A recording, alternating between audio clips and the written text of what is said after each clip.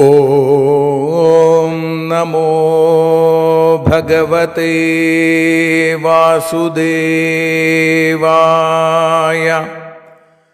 ഓം നമോ ഭഗവതേ വാതനാഥായ. ഓം നമോ ഭഗവതേ നാരായണായ.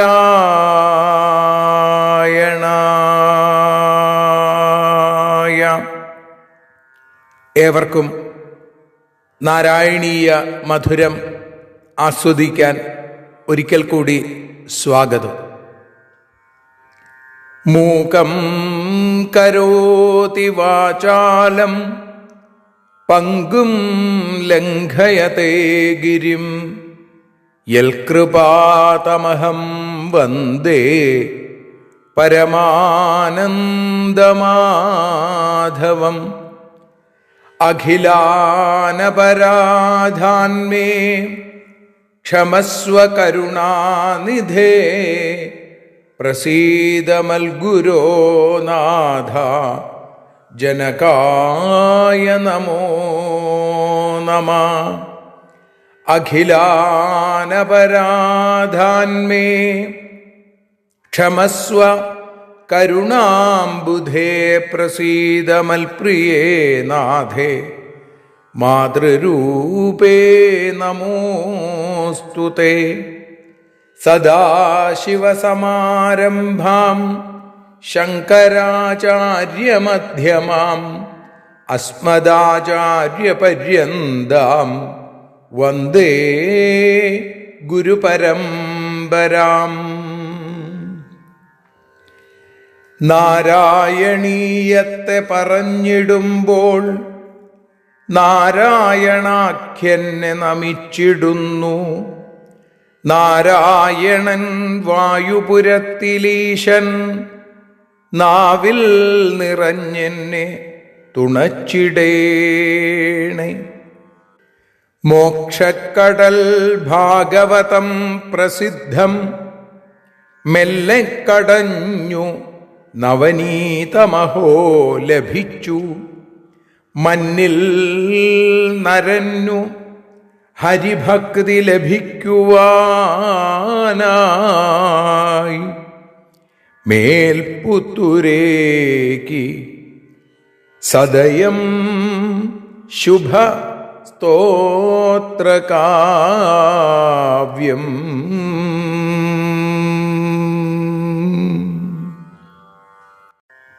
മേൽപ്പത്തൂർ നാരായണ ഭട്ടതിരി ഭഗവാന്റെ പാദത്തിൽ സമർപ്പിച്ച ശ്രീമന് നാരായണീയം എന്ന സ്തോത്രകാവ്യം. ആ നറുനവനീതത്തെ നാം അതിൻ്റെ മാധുര്യത്തെ ആസ്വദിച്ചുകൊണ്ടിരിക്കുന്നു. ഇന്ന് ശ്രീമന് നാരായണീയം 22ാമത്തെ ദശകത്തിൽ 6ാമത്തെ ശ്ലോകമാണ് നാം വിചാരം ചെയ്യുന്നത്. ഇത് നാരായണീയത്തിലെ 227ാമത്തെ ശ്ലോകമാണ്. നാരായണീയ മധുരത്തിൽ ഇന്ന് 227ാമത്തെ ദിവസവുമാണ്.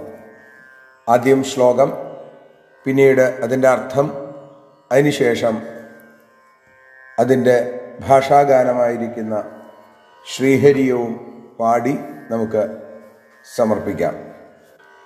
ഭവന്തു പാപാനി കഥം തു നിഷ്കൃതേ കൃതേപി ഭോ ദണ്ഡനമസ്തി പണ്ഡിതാം ന നിഷ്കൃതി കിം വിദിതാ ഭവാദൃശാമിതി പ്രഭോ ത്വൽപുരുഷാ ബഭാഷിരേ. ഭോ പണ്ഡിതാ പാപാനി ഭവന്തു നിഷ്കൃതേ കൃതേ അപി കഥം തു ദണ്ഡനം അസ്തി ഭവാദൃശാം നിഷ്കൃതി വിദിതാ ന കിം ഇതി പ്രഭോ ത്വൽപുരുഷാ ബഭാഷിരേ. ഇതി പ്രഭോ ത്വൽപുരുഷ ബഭാഷിരേ. ഇങ്ങനെ അല്ലയോ ഗുരുവായൂരപ്പ, ഹേ പ്രഭോ, എല്ലായിടത്തും നിറഞ്ഞു നിൽക്കുന്ന പൊന്നു ഗുരുവായൂരപ്പ, അവിടുത്തെ പുരുഷന്മാർ, ത്വൽപുരുഷ അവിടുത്തെ ഭടന്മാർ, വിഷ്ണു പാർഷദന്മാർ, ബഭാഷിരേ ആ ദൂതന്മാർ അവരോട് ഇങ്ങനെ പറഞ്ഞു. 4 പദ്യങ്ങളിൽ 6, 7, 8, 9 എന്നീ പദ്യങ്ങളിൽ ഇവിടെ ഭഗവാന്റെ പാർഷദന്മാർ പറഞ്ഞു എന്ന ആ വരി തന്നെയാണ് 4 ശ്ലോകങ്ങളിലും 4ാമത്തെ പാദമായി ഉപയോഗിച്ചിട്ടുള്ളത് അല്ലേ? കപിലോപദേശത്തിൽ നമ്മൾ കാണുന്നുണ്ട് ഇതേപോലെ കപില തനുരിതിത്വം ദേവഹൂത്യൈ ന്യഗാദി എന്ന് പറയുന്നുണ്ട്. അതേപോലെ ഇതി പ്രഭോ ത്വൽപുരുഷ ബഭാഷിരെ. എന്താ പറഞ്ഞത്? ഭോ പണ്ഡിത, അല്ലയോ പണ്ഡിതന്മാരെ, അറിവുള്ള ആളുകളല്ലേ നിങ്ങൾ. ആ യമന്റെ ദൂതന്മാരോട്, യമഭടന്മാരോട് വിഷ്ണു പാർഷദന്മാർ പറയാണ്, നിങ്ങൾ പണ്ഡിതന്മാരല്ലേ, അറിവുള്ള ആളുകളല്ലേ. പാപാനി ഭവന്തു നിഷ്കൃത, പാപം ചെയ്തു എന്നിരിക്കട്ടെ, നിഷ്കൃതേ കൃതേ അപി കഥം തു ദണ്ഡനം അസ്തി, പ്രായശ്ചിത്തം ചെയ്താലും വീണ്ടും നിങ്ങൾ ശിക്ഷിക്കുമോ? ഇപ്പം ഇവിടെ പ്രായശ്ചിത്തം ചെയ്യാത്ത ആളുകളെ അല്ലെങ്കിൽ പാപം ചെയ്ത ആളുകളെ ശിക്ഷിക്കും എന്നുള്ള നിലയ്ക്കാണ് യമഭടന്മാരെ പിടിച്ചുകൊണ്ടുപോകാൻ വന്നേക്കണത്. അപ്പോൾ അവരോട് പറയുകയാണ്, ശരിയാണ്, ഇദ്ദേഹം പാപം ചെയ്തിട്ടില്ല എന്ന് ഞങ്ങൾ പറയണില്ല, പാപം ചെയ്തിട്ടുണ്ടാവും. പക്ഷേ പാപം ചെയ്ത ആളുകൾ അതിൻ്റെ ഗുരുലാഘവം അനുസരിച്ച് അതിനു വേണ്ട പ്രായശ്ചിത്തം ചെയ്തു കഴിഞ്ഞാൽ വീണ്ടും എങ്ങനെയാണ് ദണ്ഡനത്തിന്, ആ ശിക്ഷയ്ക്ക് അവർ അർഹരാകുന്നത്? അതുകൊണ്ട് നിങ്ങൾ പറയൂ, അറിവുള്ളവരാണല്ലോ നിങ്ങൾ പറയൂ എന്ന് വിഷ്ണു പാർഷദന്മാർ ആ യമഭടന്മാരോട് പറയുന്നു. ആ ഭാഗം, ആ ശ്ലോകം ഒരിക്കൽ കൂടി ചൊല്ലി ശ്രീഹരിയമ്പാടി നമുക്ക് സമർപ്പിക്കാം.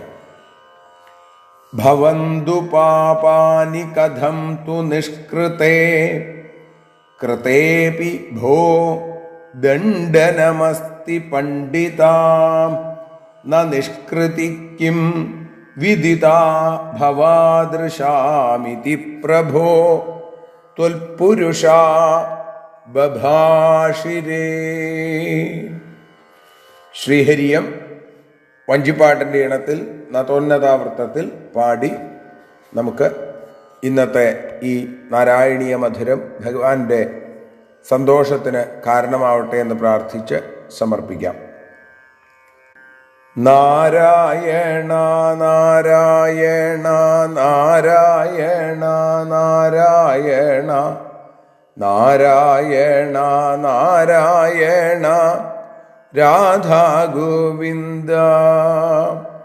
പാപം ചെയ്തവനെങ്കിലും പ്രായശ്ചിത്തം ചെയ്താൽ പോരെ, അറിവുള്ളവരെ നിങ്ങൾ ചൊല്ലുക വേഗം. പ്രായശ്ചിത്തം എന്താണെന്നു അറിയാതെ വന്നിടുമോ ഭഗവാനെ തവ ദൂതർ ഇങ്ങനെ ചൊല്ലി. നാരായണ നാരായണ നാരായണ നാരായണ നാരായണ നാരായണ രാധാ ഗോവിന്ദ. കായേന വാചാ മനസേന്ദ്രിയർവാ ബുദ്ധ്യാത്മനാ വാ പ്രകൃതേ സ്വഭാവാൽ കരോമി യദ്യൽ സകലം പരസ്മൈ നാരായണായേതി സമർപ്പയാമി. സ്വസ്ത്യസ്തു തേ കുശലമസ്തു ചിരായുരസ്തു ഗോത്രാഭിവൃദ്ധി ധനധാന്യ സമൃദ്ധിരസ്തു ഐശ്വര്യമസ്തു ബലമസ്തു രിപുക്ഷയോസ്തു വംശേ സദൈവ ഭവതാം ഹരിഭക്തിരസ്തു. സർവത്ര ഗോവിന്ദനാമ സങ്കീർത്തനം ഗോവിന്ദ ഹരി ഗോവിന്ദ.